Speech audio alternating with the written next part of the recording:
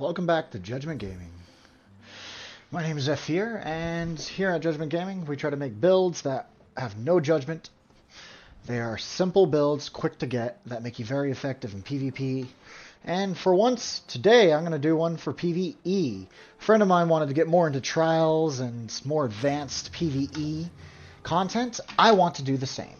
So, I decided, let's try to get a build that is quick and easy to grind for. None of those ridiculous sets. So, here we go. This is today's build. Today, we are going to be using a sorcerer with a 1-bar build. The Oaken Soul Ring, of course, is a must if you're going to do a 1-bar build. The other sets is Sergeant's Mail. Lightning Staff specifically. And you're also going to do a 5-piece of Storm Master. 1-piece Slime Crawl. Gives you that little extra crit chance, because I don't know if you've done a DPS trial build, but it's all about the crit damage and how often are you going to crit. So, building into crit chance is a must. On gear, I'm running 5 medium, 1 light, 1 heavy. The 5 medium is going to give me more base damage and crit damage. The 1 light, 1 heavy, strictly so I can stack into the Undaunted Metal, giving me 6% more max stats. More max stats, specifically to Magicka, translates to more damage. More max stats, specifically to health, translates to more survivability. So overall, max stats is a must. Now, all the gear is divines. The jewelry is 1 infused, 2 bloodthirsty. Why? 1 infused allows me to have a little bit more damage to get them to the threshold where bloodthirsty becomes effective. Bloodthirsty only becomes effective at 58.6%.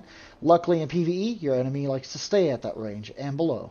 So after you hit 58.6%, your damage is going to slowly, gradually get stronger. I'm going to use double dot poisons added to my precise lightning staff. Why precise? For more crit chance. Why double poison? Just to add more damage. Now, other than that, we're going to dive into attributes. 64 points into Magicka. If you go down, we're going to look at the Munda Stone I'm using. Shadow gives me 17% more crit damage, which is a must. My food I'm using is Bewitched Sugar Skulls, because I do not need regen. This is a heavy attack build. Best part about it, you don't need regen. All you have to do is heavy attack. Now, when we look at full stats, I got 5,111 spell damage. Doesn't sound like much, but I got 45% crit chance. You also always get that base 50%, so that's 95% crit damage. That means whatever my damage of my skill says, add 95% more every time I crit. Well, I'm going to crit 40.8% of the time. That is this build. Now, I figure I could always go real quick to a friend's house and get you a quick parse just to get a feel of exactly how the damage works and how high. Also, to show you how you're going to do the damage. Now, these load screens sometimes take forever. It's ES load screen, not ESO. Anyway, let's dive into CP real quick. On the blue tree, I use Backstabber. It gives me more crit damage to when I'm flanking. If you know how to properly DPS, you should always be behind the enemy. The tank should group everybody and face them away from you. So you should always do the 10% extra crit damage. You also got 8% crit damage just by adding Fighting Finesse. Exploiter, setting him off balance gives 10% more damage.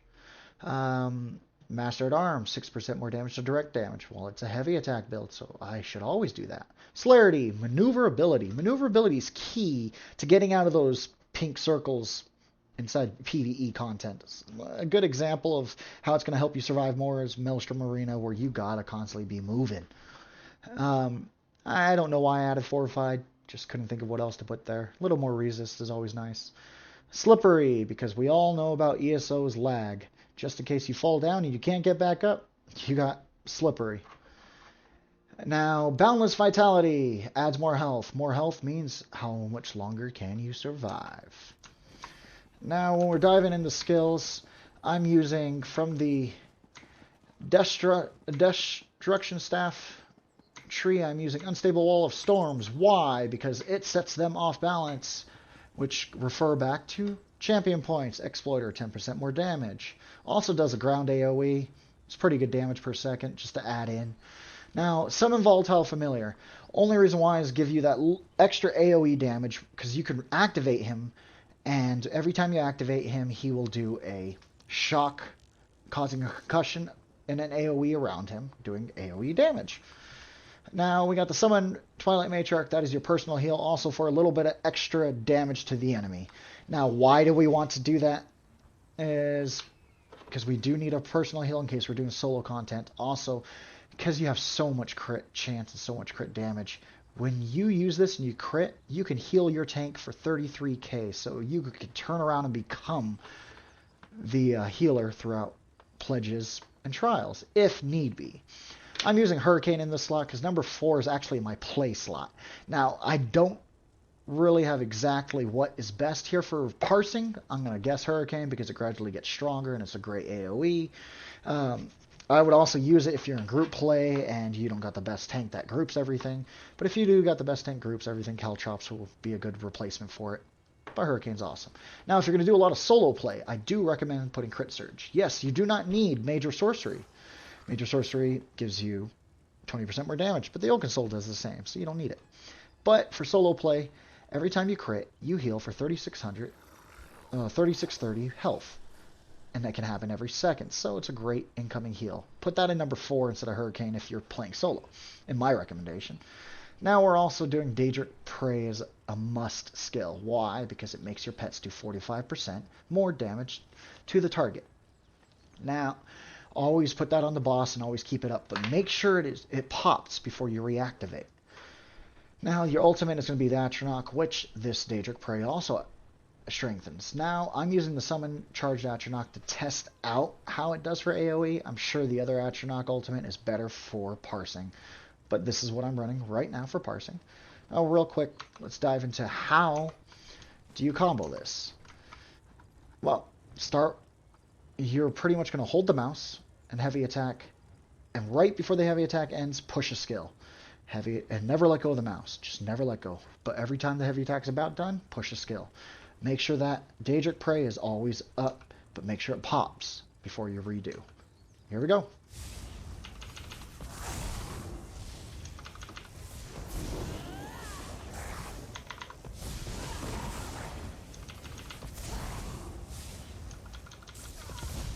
See how easy it is?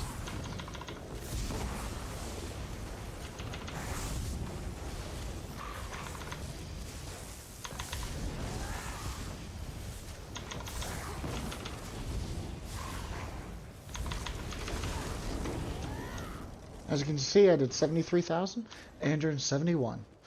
Thank you for watching another episode of Judgment Gaming. If you liked the video and you want to get more videos of quick, easy to grind builds, click like and subscribe. See ya.